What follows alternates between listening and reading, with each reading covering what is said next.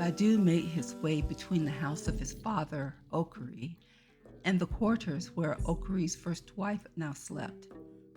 He found the bush trail leading to the neighboring village of Nikpur, where Akima lived.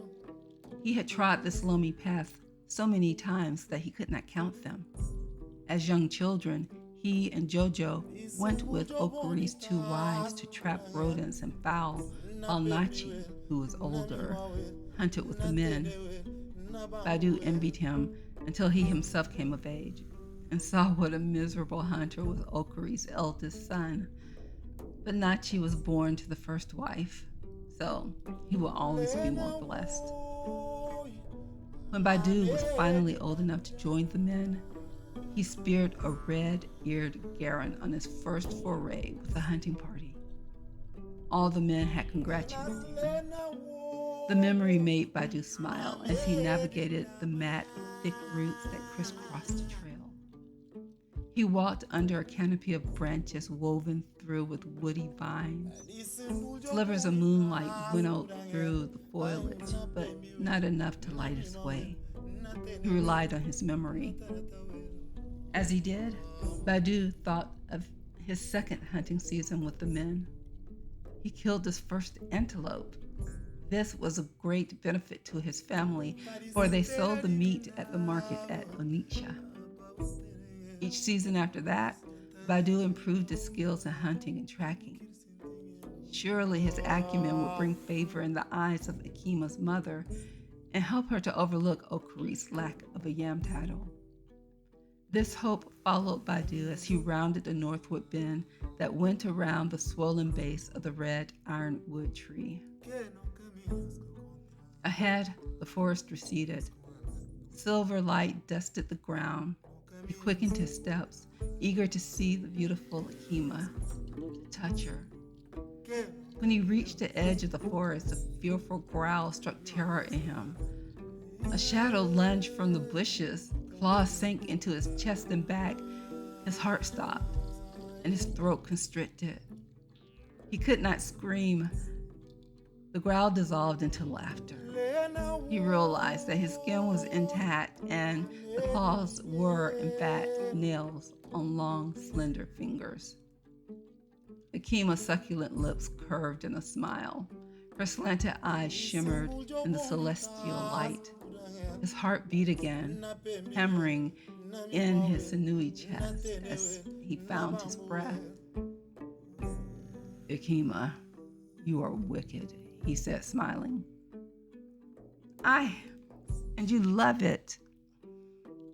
Akima took Badu's hand and led him past her clan's quarters to the barn at the edge of their enormous field. Her mother, Lotachuku, was Nikpur's only husband wife, made so because her father had no sons to inherit his properties. In order to continue his line, Lotachuku, as his eldest born, assumed the man's position in the family. On her own, she became the most successful yam farmer, holding the title of DG because of her large barn. She consistently produced the greatest number of yam tubers. This gave her great wealth. Lotachuku had wives whom she allowed to meet with selected members of her family to produce children. Lotachuku herself had an Iknawana with whom she conceived Akima and all her other daughters. In the end, Lotachuku had 5 wives who bore her 7 healthy, strong boys to work the fields and increase her crops. She also had 9 girls who would bring sizable sums as brides. Of these, Akima was the youngest. Her status was the lowest in the clan. Oh, but she was the most beautiful. Born as he was to a man with no title, Badu did not believe he would be Lotachuku's first choice for her daughter. Also, Badu was no better farmer than his father, Okuri. But he was a good hunter and a champion wrestler. In these things, at least, Badu distinguished himself. Last season, he presented Lotachuku with an antelope, and Badu intended to do so again when his father came to negotiate a bride price for Akima. Badu and Akima sat on a square cloth she spread over the damp ground next to the barn. Here they could enjoy each other well hidden from the clan's huts. She brought palm wine and cola nuts. "I see you are already practicing to be my wife," Badu said, holding his cup out. Akima filled it, then offered him cola nuts from a clay bowl. "I am practicing to be someone's wife anyway." Akima had a cruel way of teasing him. She must know the difficulties he faced to have her. That he was doing all in his power to make it so should show her how important this was to him. "Why would you say such a thing? Do you not want to be my wife?"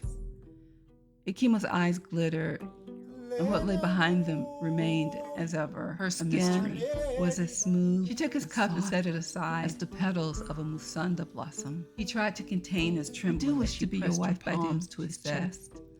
"But I am afraid." Came close to his. "I do not know what mother would say." Breath upon Badu's she had been looking forward to my marriage to Ndukwe. All he was killed by that viper to declare herself. "We had to return the bride price." He slipped his hands around. The Ndukwe's family had given Lota fingertips, 4 goats, and some very fine cloths and pelts. Badu could not hope for his father Okuri to meet such a high price, especially now that Okuri had become Ekpo Nyohu. The price for that title cost Okuri all the money he possessed, in addition to what Badu had earned from his hunting kills. Badu could not speak of this to Akima because Ekpo was a secret society. Since all men were born into the society, it was given that he was a member, but he could not speak of the group's internal workings. Therefore, she could not know Badu's father's rank or how he achieved it. But Akima's mother, as a husband wife, was Ekpo, and thus had this information. Badu could only pray his father's new status would hold sway with Lokachukwu when Okuri asked to join their families. Akima sat back and poured herself some palm wine. Badu admired her grace and beauty as she looked toward the sky. His heart ached with the pain of loving her. "Listen to me, Akima. I understand my family has no status, but I won the wrestling matches. I am a champion, and I'm a fine hunter. The bush meat I bring in fetches handsome prices. I will be able to meet whatever bride your mother sets, and more so if she allows me to help work your farm in lieu of what I owe." "When will Okuri come to speak with my mother?" "Soon, Akima." Badu prayed it was so. His father seemed reluctant to go to Lodachukwu, but he must. "This, I promise you, very soon." Badu took her cup, and then he took her kisses, for he craved not the wine as fine as it was.